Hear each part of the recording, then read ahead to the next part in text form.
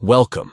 If you've ever wondered how to tell if someone has added you on Discord, you're in the right place. Whether you're new to the platform or just looking to sharpen your skills, knowing these signs can enhance your Discord experience.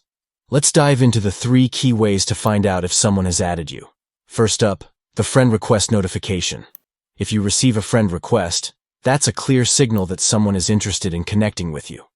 It's an invitation to add them to your friend list, so keep an eye out for that notification.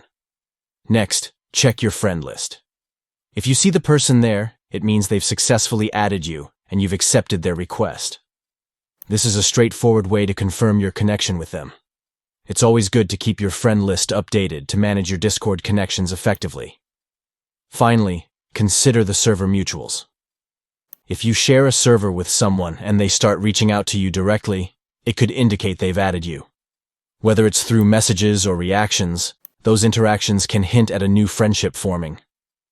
By keeping an eye on these signs, you can easily navigate your Discord connections and make the most out of your online interactions. Thanks for watching, and happy Discording.